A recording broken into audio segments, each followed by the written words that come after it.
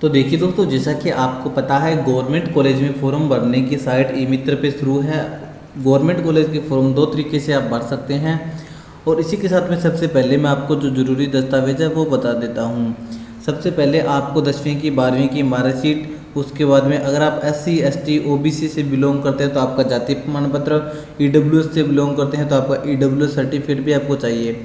इसके बाद आधार card, bank passbook, Jan Aadhaar card. अब जन आधार कार्ड में आपकी जितनी भी डिटेल है, जैसे आपका नाम, आपके पिता का नाम, माता का नाम, आपके जन आधार कार्ड के अकॉर्डिंग होना ज़रूरी है। अभी इसी के साथ में एक आपकी पासपोर्ट साइज फ़ोटो चाहिए, एक बैंक पासबुक चाहिए। ये सभी दस्तावेज आपको चाहिए।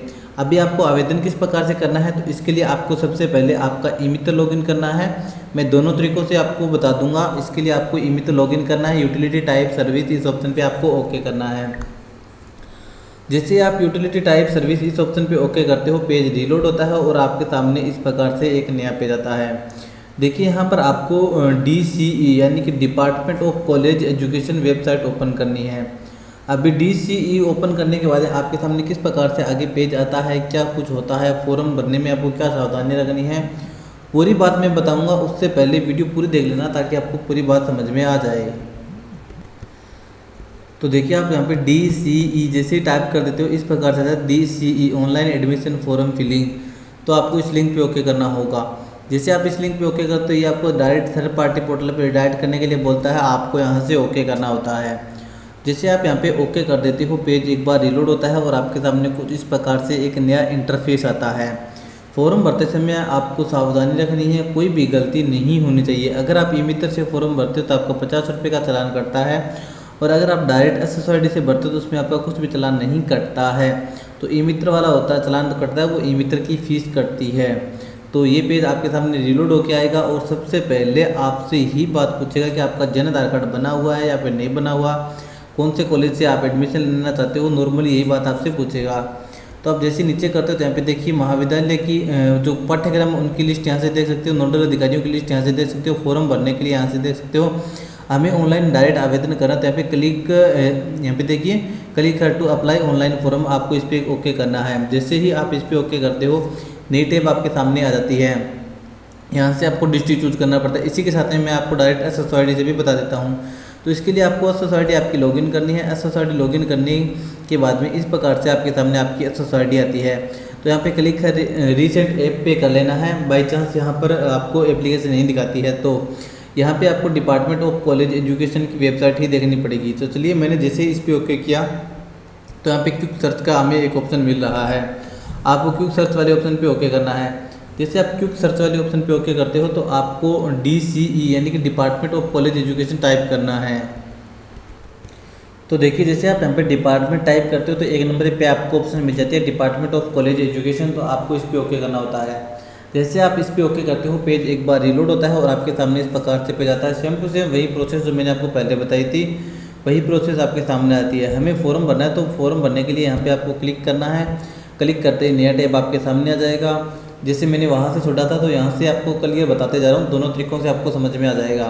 तो यहाँ से आपका डिस्ट्रिक्ट चूज कर लेना है। सबसे पहले सेम टू सेम ई मित्र में रहेगा, सेम टू सेम। इससे आगे जो सेम टू सेम प्रोसेस है ई मित्र की और SSID की सेम टू सेम है। उसके बाद यहाँ से आपका कॉलेज सेलेक्ट कर लेना, जो भी आपका कॉलेज होता है। जैसे हमारा कॉलेज था हमने सेलेक्ट कर लिया है। अगर आप नोडल ऑफिसर से बात करना चाहते हो तो यहाँ पे आपको नंबर भी मिल जाता है, ईमेल ID भी मिल जाती है और कॉलेज का एड्रेस भी यहाँ पर आपको मिल जाता है। तो मैंने हमारा कॉलेज सेलेक्ट कर लिया है। पेज रिलोड हुआ और आपके सामने इस प्रकार रहता है, क्या आप राजस्थान के मूल निवासी हैं। अगर आप यस करते हो तो आपको जन आधार कार्ड नंबर डालना पड़ता है और अगर आप नो करते हो तो यहाँ पे आपको आधार नंबर आपका डालना पड़ेगा। उसका बाद मेरा राजस्थान से मूल निवासी हूँ तो मैंने यस कर लिया। यस करते यहाँ पे जन आधार कार्ड नंबर डाल करके गेट डिटेल पे आपको ओके करना है। तो आप जैसे गेट डिटेल पे ओके करते हो सदस्य की डिटेल आपको दिखाई देती है। सदस्य का जिसका फॉर्म भरना है उसको यहाँ से चूज करना है। जैसे आप चूज करोगे एक OTP आएगा। अभी OTP जो किस पे आ रहा है वो भी मैं आपको यहाँ पे क्लियर कर देता हूँ। तो जो OTP आएगा वो सदस्य के जिस सदस्य को आपने सेलेक्ट किया है उस सदस्य के आधार कार्ड के अंदर जो मोबाइल नंबर लगा हुआ होगा उस पर ही OTP आएगा। जन आधार कार्ड में मोबाइल नंबर उस पर नहीं, जो सदस्य के आधार कार्ड में मोबाइल नंबर लगा हुआ उस पर OTP आएगा। तो वो OTP लगा करके यहाँ पर आपको वेरीफाई करना है।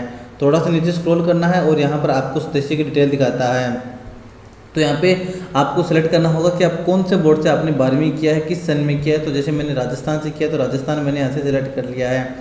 थोड़ा सा नीचे स्क्रॉल करते हो तो यहाँ पर आपको रोल नंबर डालना पड़ेगा, फर्स्ट नेम कैंडिडेट का और सेकंड नेम कैंडिडेट का, और यहाँ पे पासिंग ईयर्स भी आपको सेलेक्ट करना पड़ेगा।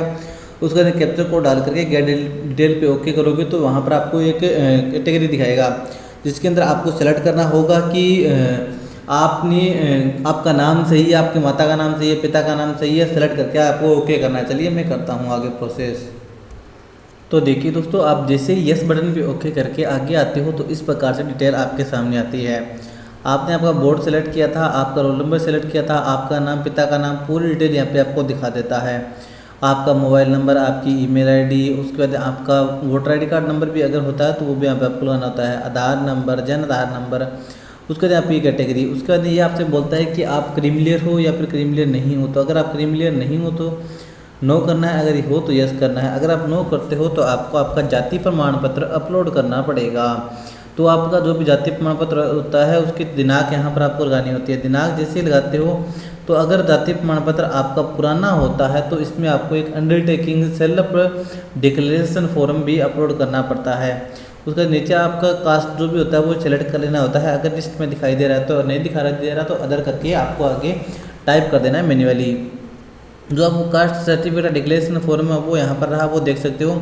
आपका आधार number, Jan Aadhaar card number, उसको आपका नाम, आपके पिता का नाम, आपका पूरा एड्रेस डाल के, जाति डाल करके और नीचे आपका साइन करके और आपको वापस वहाँ पे नीचे अपलोड करना मैं बता दूंगा। और यहाँ पे आपका कास्ट नंबर, कास्ट नेम डाल देना। थोड़ा सा नीचे स्क्रॉल करोगे तो अगर आप विकलांग हो तो यस अन्यथा नो, माइनॉरिटी हो तो यस अन्यथा नो, CFPF के पर्सन हो तो यस अन्यथा नो, BPL हो तो यस अन्यथा आपको नो। ये कैटेगरी आपकी कैटेगरी के अकॉर्डिंग ही आपको यस नो सेलेक्ट करनी है। अगर आप किसी कैटेगरी को यस करते हो तो उस कैटेगरी से रिलेटेड आपको कोई भी दस्तावेज साथ में देना पड़ेगा। थोड़ा सा नीचे स्क्रॉल करते हो, उसके बाद आपकी नेशनलिटी पूछता है कि आप कहाँ से निवास करते हो, तो इंडियन है। उसका बाद बोलता है कि आप राजस्थान के निवासी हो या फिर नहीं हो तो यस अन्यथा नो। अगर नो करते हो तो आपका राज्य सेलेक्ट करके आप पूरा एड्रेस डाल करके आपका परमानेंट एड्रेस और प्रेजेंट एड्रेस सेम होता है तो कॉपी कर लेना होता है, अन्यथा प्रेजेंट एड्रेस और परमानेंट एड्रेस दोनों फिल कर देना है। थोड़ा सा नीचे स्क्रॉल करते हुए उसके बाद ये बोलता है कि आपने क्लेम मार्क्स, बोनस मार्क के लिए अप्लाई किया था, जैसे सप्लीमेंट्री आ गई या फिर आपने रीटोटलिंग का फार्म भरवाया है तो भरवाया तो ये अन्यथा आपको नो करना है। थोड़ा सा नीचे स्क्रॉल करते हो, उसके बाद आपकी 10वीं 12वीं की डिटेल आपको देनी पड़ेगी। तो सबसे पहले आपका बोर्ड सेलेक्ट करना है, रोल नंबर डालना है, स्कूल का नाम डालना है, उसके बाद नीचे आपको सन सेलेक्ट करना है, उसके बाद कितने में से कितने नंबर बने हैं वो यहाँ पे आपको सेलेक्ट करना है। थोड़ा सा नीचे स्क्रॉल करते हो, आपके कॉलेज का नाम आपको दिखाई देता है। उसके बाद आपकी क्लास सेलेक्ट करनी होती है। उसके बाद थोड़ा सा नीचे स्क्रॉल करते हो तो यहाँ पे 4 सब्जेक्ट जो कंपल्सरी होते हैं वो आपको दिखाई दे रहा है। अब आपको सब्जेक्ट कम्युनिकेशन ग्रुप ऐड करना है। यहाँ पे आपको 3 ग्रुप ऐड करने हैं। तो आप जैसे पहले सब्जेक्ट पे या फिर जो भी सब्जेक्ट आपको मुख्य सब्जेक्ट के रूप में चुनना चाहते हो उस सब्जेक्ट पे आप जैसे ओके करते हो तो उस सब्जेक्ट से रिलेटेड आपको ग्रुप यहाँ पे दिखाई देते हैं। तो यहाँ से आपको कोई भी एक ग्रुप सेलेक्ट कर लेना होता है। जैसे हमने ये ग्रुप सेलेक्ट किया, एड सब्जेक्ट कम्युनिकेशन कॉम्बिनेशन का आपने किया, कॉम्बिनेशन करते ही इस प्रकार से ये एक ऐड हो गया। अभी हमें दूसरा भी ऐड करना है तो दूसरे सब्जेक्ट पे आप जैसे ओके करोगे या फिर सेम टू सेम उसी सब्जेक्ट पे ओके करोगे तो इस प्रकार से पेज आ जाएगा। यहाँ पर आपको कम से कम 3 सब्जेक्ट कम्युनिकेशन ऐड करना जरूरी है। तो इस प्रकार से मैंने यहाँ पे 3 सब्जेक्ट कम्युनिकेशन ऐड कर लिए हैं। आपको भी इसी प्रकार से ही ऐड करने होंगे, यानी कि सब्जेक्ट ग्रुप है जो आपको कम से कम 3 ऐड करने हैं। ज़्यादा से ज़्यादा एज और विश आप कितने भी करना चाहो उतने कर सकते हो। आपके कॉलेज के जो सब्जेक्ट होंगे उनकी भी लिस्ट यहाँ पर आपको दिखाई देगी। थोड़ा सा नीचे स्क्रॉल करते हो, उसके अंदर आपको अदर डिटेल डालनी पड़ती है। अदर डिटेल के अंदर आपकी माता का, पिताजी का क्या नाम है, पिताजी क्या काम करते हैं, फिर आपके पेरेंट्स क्या काम करते हैं, उनका एड्रेस क्या है, उनका मोबाइल नंबर क्या है, उनकी वार्षिक इनकम कितनी है, टैक्स पेयर है या फिर नहीं है, तो वो डालनी पड़ती है। उसके बाद आप नॉमिनी किसको बनाना चाहते हो आपकी इंश्योरेंस पॉलिसी के अंदर, तो वो भी यहाँ पे आपको सेलेक्ट करना पड़ता है। उसके बाद आपको कॉलेज एक्टिविटी के अंदर आप कौन सी एक्टिविटी में फर्स्ट लेना चाहते हो, भाग कौन सी में सेकंड, थर्ड, फोर्थ, इस प्रकार से बोलता है। उसके बाद आपको नीचे ट्रांसपोर्ट वगैरह के लिए बोलता है कि आप फ्री यात्रा वगैरह करना चाहते हो, फ्री कोर्स करना चाहते हो, तो वो यहाँ से यस नो आपकी सुविधा के अनुसार आपको सेलेक्ट करना है।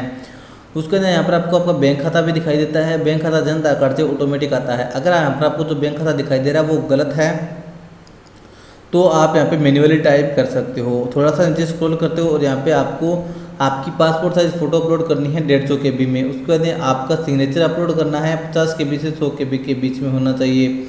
उसके अंदर आपकी बैंक पासबुक अपलोड करनी है जिसका साइज़ 250 KB से 500 KB तक होना चाहिए, यानी कि 250 KB प्लस और 500 KB से कम होना चाहिए। Same to same caste certificate और सेम टू सेम शेड्यूल जो D सर्टिफिकेट, यानी कि अगर आपका जाति प्रमाण पत्र 1 साल से पुराना है तो आपको शेड्यूल D सर्टिफिकेट भी साथ में लगाना पड़ेगा। तो इनका साइज़ भी आपको सेम टू सेम ही रखना है। अभी आपको साइज़ रीसाइज करने में कोई प्रॉब्लम आती है तो आपको यहाँ पे एक सॉफ्टवेयर भी दिया जा रहा है, तो उसको आपको यूज़ कर लेना है। तो सॉफ्टवेयर की लिंक भी यहाँ पर आपको मिल जाएगी, मैं आपको बता दूंगा। तो यहाँ पे आपको चेकबॉक्स पे ओके करना है, नीचे ला करके आपका कॉलेज का आपको पूरी विवरण दिखा देगा, उसके बाद आपको सबमिट करना है। अभी आपको जो आपका सब्जेक्ट जो आप सॉफ्टवेयर लेना चाहते हो साइज कम ज़्यादा करने के लिए, तो यहाँ पे आपको RIoT इमेज कंप्रेशन सॉफ्टवेयर मिल रहा है, आप इससे कर सकते हो। तो आई होप दोस्तों आपको जानकारी समझ में आ गई होगी और आपको भी पता चल गया होगा कि आप सरकारी कॉलेज के में आवेदन करने के लिए, एडमिशन लेने के लिए किस प्रकार से आवेदन कर सकते हो। यहाँ से आपने आवेदन कर दिया, प्रिंट निकाल लिया, उसका जैसे आपको आपका कॉलेज अलॉट होगा तो आपके पास में मैसेज आ जाएगा। मैसेज आने के बाद में 1000 रुपये के लगभग फीस होगी, वो आपको आपके ई-मित्र से पे करवानी पड़ेगी, या फिर आप खुद की SSRD से भी कर सकते हो और ई-मित्र से नज़दीकी जा करके वहाँ से भी करवा सकते हो। वो फीस करवा करके दस्तावेज आपको कॉलेज में जमा करवाने होंगे, वहाँ से आपको ID कार्ड मिल जाएगा। ID कार्ड मिलने के बाद में आप आपकी क्लास रेगुलर लगा सकते हो। उसके बाद यूनिवर्सिटी का फॉर्म स्टार्ट होने के बाद में आप आपका यूनिवर्सिटी का फॉर्म भी भर सकते हो। उम्मीद है वीडियो में दी गई जानकारी आपको पसंद आ गई होगी। तो चलिए मिलते हैं नई वीडियो नई अपडेट के साथ, तब तक के लिए जय हिंद, जय भारत, धन्यवाद।